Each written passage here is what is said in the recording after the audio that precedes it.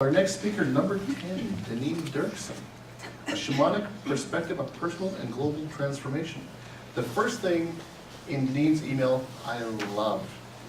When I asked for her introduction and bio, she said, "Life is full, brief is good." I love that. She's a shamanic practitioner, teacher, and author of the novel Dancing with Fire, Two Women Who Fall Out of the Ordinary. Her book is at the back of the room. There it is.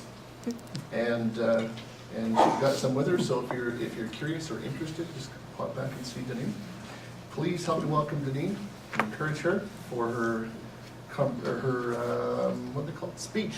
Her speech. Speech, that's what Because I was confused. A shamanic perspective on personal and global transformation.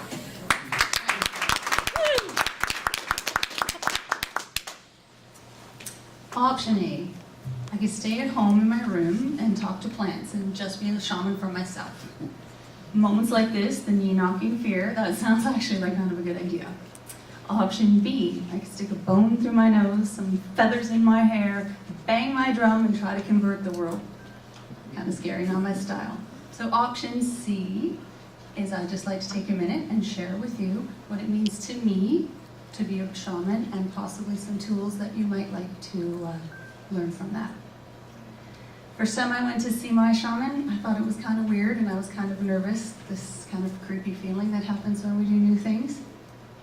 The first time my friend Michaela went to see a shaman, she wrote on a piece of paper and said to her coworkers, "This is where I'm going to be. I'm going to be here for 1.5 hours. If I am not back by 3 o'clock, send the police." She worked for Homeland Security, so if that shaman had gone overtime, Homeland Security would have invaded the office. So always follow the clock. Shamanic work can sound weird to people, so when I introduce myself as that, I understand there's sometimes a little funny feeling. So why do I do it? Fast forward to 5 years later. I'm in the forest. There's some work I want to do. And I'm walking, and I find part of a dead elk. Very interesting. There's his leg and his pelvis. I keep looking, and I walk a little farther. Ooh, here's his ribs and his spine, and I'm starting to Nancy Drew the whole thing, CSI, what was the, there was the kill thing and the squished grass and the footprints, and I go a little farther and I find his skull and his big horns looking at me, and I think, what the hell took this down? How big was it? Is it still here? And is it still hungry? Before my shamanic work, I would have had 2 options. Option A, go to Banff and have a latte and call it a day. Option B, which I think a lot of us do these days, pretend I wasn't afraid. Put it in my stomach, crunch myself over, clamp my jaw, force myself to do it, and maybe get an ulcer or maybe get eaten from that self-fulfilling prophecy thing that we sometimes do. For me, it was option C. In that particular moment, option C was taking a deep breath. Join me in one of those, because it's good that we remember to breathe. Take a deep breath in, and let it go. And ground myself for a second.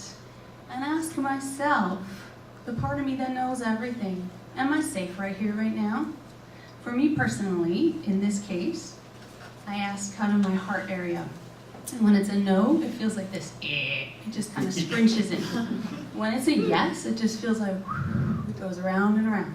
And I do make decisions based on this, just to let you know. Anyways, in that case, I got a yes. So I did the work that I had gone there to do. And I want to tell you, I had a most profound experience. I experienced what the Karo shamans, the descendants of the Incas who provided some of my teaching, what they call Aini, or right relationship. I had a moment of how it must have felt for Adam and Eve before they thought they got kicked out of the garden, because I felt like I was part of the forest. I was safe, I was connected, I was part of what was going on. The tree behind me, the mountain behind me, they had my back. Nobody ate me, and I had a really, really amazing experience. So how do you get here?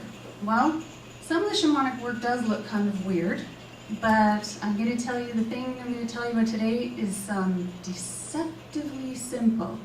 It's simple because Well, it's simple because it's simple, but it's not easy to do. Here's what we tend to do. Blame somebody else.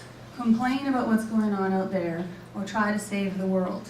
And our finger's always going this way. And all I'm asking us to do a little bit more is go like this. What is it in me that's causing me to have this reaction? What is the unhealed part of me that's pushing my hot button right now and making me want to react? Take a breath and pause.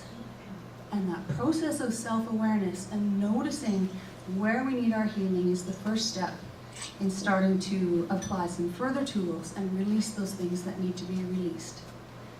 What does this create for us? It creates space. This gives us space for some really great things, one of which is intuition. Being able to tap into that part of ourselves that just knows everything, already knows the answers. It's the banana. The other one, innovation, option C, taking a left turn at Albuquerque. Being able to think of ideas you wouldn't normally have thought of on your normal route of life. The third one, the most important to me, evolution. Personal breakthrough, and also the Karo shamans do believe, and I believe, that we are all evolving. So option A, you can just clap, that'd be cool. Option B, you could buy a book, you could come and do some work with us. Option C, I'm asking you just a little more often, when you feel like going like this, go like this. In the words of Marianne Williamson, personal transformation can and does have global effects. As we go, so goes the world. The revolution that will save the world is ultimately a personal one. Thank you.